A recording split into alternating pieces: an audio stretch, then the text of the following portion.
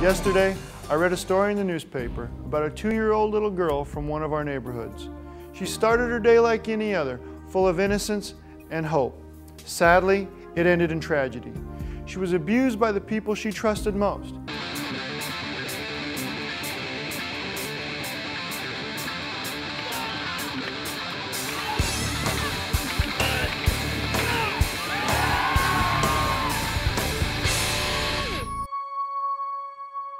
It was Brett Lechtenberg and his wife who, 8 years ago, set out to use the martial arts, karate specifically, to help break the chain of child abuse. Every year, over 1 million kids are victims of child abuse. 2,000 of them will die. Through Brett's studio in Sandy, Utah, and in conjunction with other studios across the nation, one day every year, pledges are taken, commitments made, and boards and bricks are broken to help raise money to fight child abuse.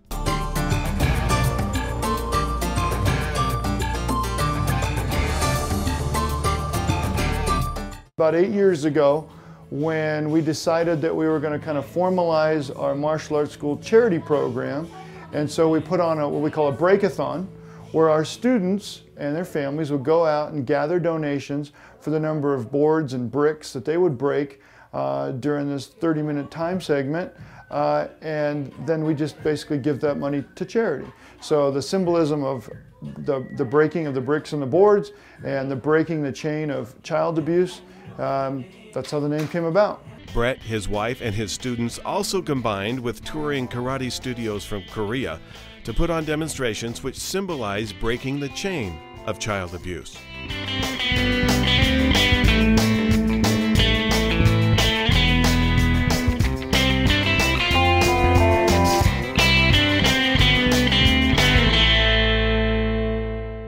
And Break the Chain starts very young to teach the self-discipline needed to be successful in martial arts and successful in life.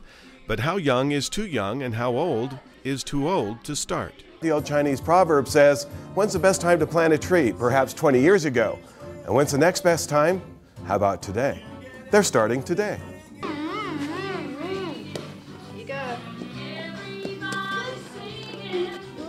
We have a specialty program which you hear going on right now, which is called Karate Buddies. It's for 3 to 5-year-olds. It's not really martial arts intensive. What we're doing is teaching children to have some self-discipline, get them used to color, shapes, movement, coordination, all the things that they need to have at that age. Break the Chain Foundation is a model nonprofit organization, and their goals and mission caught the attention of Equitable Life and Casualty agent Jess Wilson, who came to their karate studio in Utah to make the organization an official 2008 Ambassador of Caring. Brett would like to, as representatives of Equitable Life and Casualty, we'd like to thank you for the service that you render and provide for our community. And as recognition of that, Equitable Life and Casualty would like to recognize Breaking the Chain Foundation and offer you this plaque in recognition of such. And also, we have a check in the amount of $2,000 that we'd like to give to you for your service that you render to the community. Thank you very much. Thank you very much. Thank you. I appreciate it. That's great. You bet. Thank you. Thank you. We actually have a countdown clock on our website so that, Alabama, Phoenix, Seattle,